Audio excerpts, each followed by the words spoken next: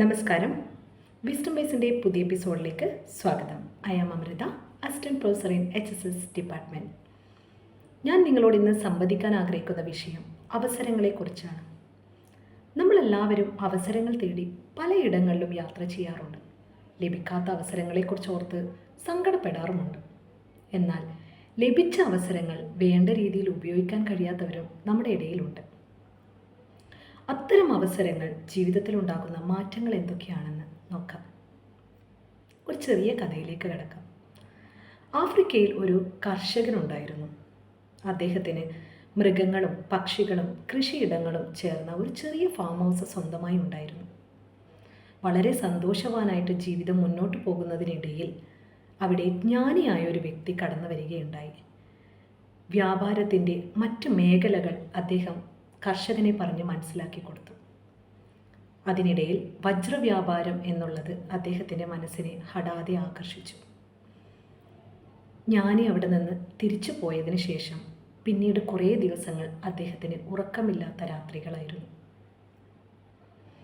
ഇതേ തുടർന്ന് കർഷകൻ തൻ്റെ ഫാം ഹൗസ് വിൽക്കുകയും തൻ്റെ ചെറിയ കുടുംബത്തെ മാറ്റി പാർപ്പിക്കുകയും ചെയ്തു. പിന്നീട് ആഫ്രിക്കയിലെ തന്നെ പലയിടങ്ങളിലും വജ്രത്തെ തേടി നടന്നു. പിന്നീട് യൂറോപ്പിലും സ്പെയിനിലും ആ യാത്ര തുടർന്നു. സ്പെയിനിലെത്തിയപ്പോഴേക്കും തൻ്റെ കയ്യിലുള്ള സമ്പാദ്യം മുഴുവൻ തീർന്ന വിവരം അദ്ദേഹം ഒരു വേദനയോട് തിരിച്ചറിയുന്നത്. അതേ തുടർന്ന് അദ്ദേഹം തൻ്റെ ജീവിതം അവസാനിപ്പിച്ചു. തദവസരത്തിൽ തൻ്റെ ഫാം ഹൗസ് വാങ്ങിയ മറ്റൊരു കർഷകൻ അദ്ദേഹത്തിൻ്റെ ഒട്ടകത്തെ കുളിപ്പിക്കാൻ വേണ്ടിയിട്ട് ഫാം ഹൗസിന് തൊട്ട് താഴെയുള്ള അരുവിയിൽ പോവുകയുണ്ടായി. അവിടെ തിളക്കമാർന്ന ഒരു കല്ല് കണ്ട് അത് തൻ്റെ ഭവനത്തിലേക്ക് എടുത്ത് കൊണ്ടുപോവുകയും ചെയ്തു. കുറച്ച് ദിവസങ്ങൾക്ക് ശേഷം ഈ ജ്ഞാനിയായ വ്യക്തി ഈ കർഷകൻ്റെ വീട്ടിലും എത്തുകയുണ്ടായി. ഈ തിളക്കമാർന്ന രത്നം കണ്ടപ്പോൾ ഇത് വജ്രമാണെന്ന് പറയുകയും മുന്നേ പോയ കർഷകൻ തിരിച്ചു വന്നോ എന്ന് ഈ കർഷകനോട് ചോദിക്കുകയുണ്ടായി.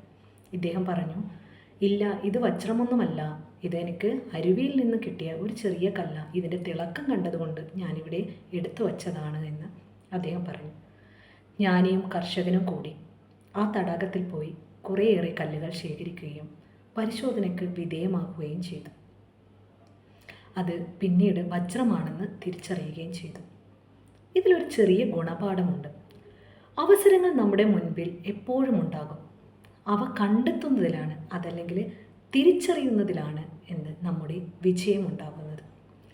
എപ്പോഴും നമ്മൾ ചവിട്ടി നിൽക്കുന്നത് ഇതുപോലുള്ള വജ്രങ്ങളുടെ മുകളിലായിരിക്കും. ഒരിക്കലും തേടിയെത്തുന്ന അവസരങ്ങൾ പിന്നീട് നമ്മളെ തേടി വരികയില്ല. അവസരം ലഭിക്കുമ്പോൾ നമ്മുടെ കൺമുൻപിലുള്ള അവസരങ്ങൾ ഉപയോഗിച്ചാൽ നമുക്ക് വിജയത്തിൽ എത്താൻ സാധിക്കും. നന്ദി, നമസ്കാരം.